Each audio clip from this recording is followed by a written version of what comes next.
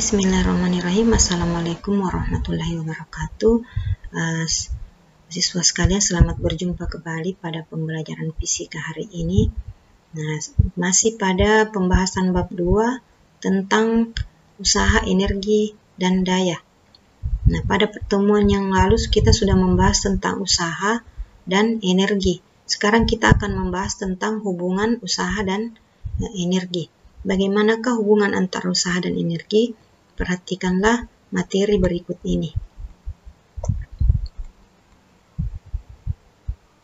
Selamat datang di dunia fisika yang menyenangkan. Hubungan usaha dan energi. Nah, kita mulai pada kompetensi dasar yang harus kalian ketahui pada pembelajaran bab 2. Nah, itu kompetensi pengetahuan memahami konsep usaha, energi, daya, dan efisiensi dalam kehidupan sehari-hari. Kemudian kompetensi keterampilannya, kalian harus bisa melakukan percobaan untuk menentukan usaha pesawat sederhana. Berikutnya tujuan pembelajaran. Tujuan pembelajaran kita hari ini ada 2, yaitu 1. Menganalisis hubungan usaha dan energi. 2. Memformulasikan atau merumuskan hubungan usaha dan energi. Berikutnya persepsi. Usaha adalah gaya yang diberikan kepada benda sehingga benda itu dapat mengalami perpindahan. Pada pertemuan yang lalu pada pertemuan hari ini kita membahas hubungan usaha dan energi. Usaha dan energi sangat erat kaitannya, sebab tanpa energi benda tidak akan dapat melakukan usaha. Itu adalah hubungan usaha dan energi. Berikutnya motivasi. Motivasi kita hari ini adalah bagaimanakah hubungan antara usaha dan energi. Ya, jadi kalau memang ada hubungannya, bagaimanakah hubungannya? Perhatikan materi berikut ini. Nah, hubungan usaha dan energi dapat digolongkan menjadi 3, sebagaimana energi juga terbagi 3. Yang pertama, hubungan usaha dan energi potensial. Nah, kita tinjau sebuah benda yang bermassa M, mula-mula terletak pada ketinggian H1, kemudian dijatuhkan pada suatu saat dia berada pada posisi 2, yaitu H2. Dari gambar ini dapat kita turunkan rumus bahwa usaha sama dengan F kali S. F-nya adalah mg, S-nya adalah ketinggian delta H, sehingga diperoleh W adalah mg H2 dikurang H1. Kalau kita kalikan masuk, maka W ini sama dengan EP1 mg H1 dikurangi EP2 yaitu mg H2 atau delta energi potensial. Nah, jadi kalau selisih itu dikatakan delta, maka usaha adalah, dari rumus ini dapat disimpulkan bahwa usaha adalah perubahan energi potensial atau energi potensial pada kedudukan 1 dikurangi energi potensial pada kedudukan 2. Nah, berikutnya adalah nomor 2, hubungan usaha dengan energi yang kedua, yaitu energi kinetik. Ya, nomor 2, hubungan usaha dengan energi kinetik.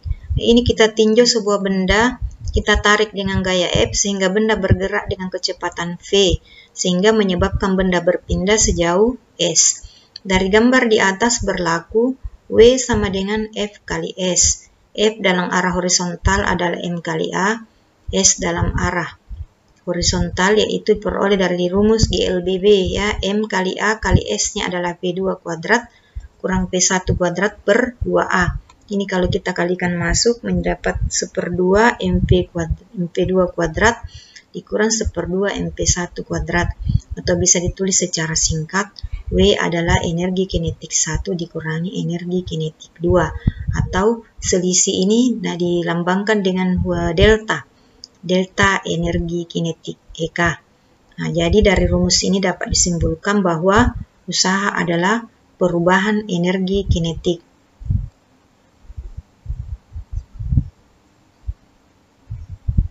Nah, berikutnya yang ketiga, ya, hubungan usaha dengan energi mekanik. Dari persamaan hubungan usaha dan energi potensial diperoleh bahwa W sama dengan EP2 dikurang EP1 atau delta EP. Nah, kita sebut sebagai persamaan 1. Sedangkan dari hubungan usaha dan energi kinetik diperoleh bahwa W adalah energi kinetik 1 dikurangi energi kinetik 2. Untuk selanjutnya diberi nama persamaan 2. Nah, dari persamaan 1 dan 2 ini sama-sama adalah W, berarti ini EP2 kurang EP1 sama saja dengan EK1 sama kurang EK2. Ya. Nah, ini bisa dikumpul yang option 1, berarti EP1 ditambah EK1 sama dengan EP2 dikurangi EK2. Nah, ini untuk selanjutnya disebut sebagai hukum kekekalan energi mekanik. Untuk materi selanjutnya nanti minggu depan kita akan membahas lebih rinci tentang hukum kekekalan energi mekanik ini. Ya, disertai contoh soalnya. Ya. Contoh soal ya. Contoh soal 1. Sebuah benda dengan massa 0,5 kg mula-mula berada pada ketinggian 10 meter dari tanah. Jika G sama dengan 10 meter per sekon kuadrat, tentukanlah usaha yang dilakukan pada saat ketinggiannya 2 meter dari tanah.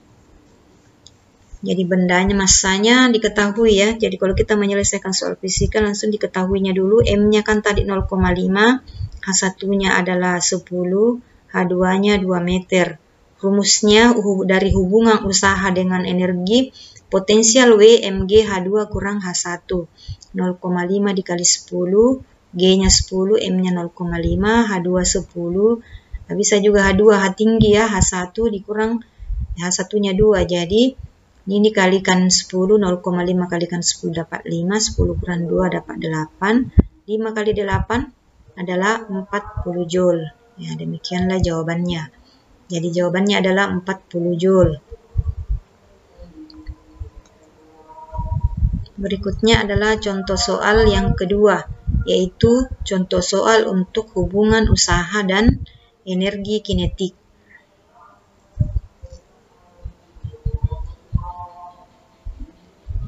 Nah, ini adalah hubungan antara contoh soal untuk hubungan antara usaha dan energi kinetik. Sebuah mobil dengan massa 1 ton mula-mula bergerak dengan kecepatan 20 meter per sekon. Setelah beberapa detik kecepatannya berubah menjadi 60 meter per sekon. Tentukanlah besar usaha yang dilakukan oleh mobil tersebut ini. Ya, jadi massanya ini mobil 1 ton. Nah, diketahuinya, penyelesaian diketahui massanya 1 ton, itu kita jadikan dulu kilogram sistem internasional, 1000 kilogram. P1-nya 20 meter per sekon, P2-nya 60 meter per sekon.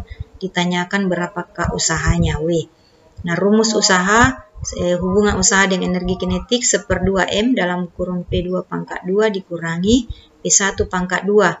W sama dengan 1/2, M-nya 1000, 60 pangkat 2 dikurangi 20 pangkat 2, ini 1000 bagi 2, 500, 3600, 60 kali 60, 3600, 20 kali 20, 400, 500, 3600 dikurang 400, 3200, kemudian 500 dikalikan 3200 hasilnya 1.600.000 Joule.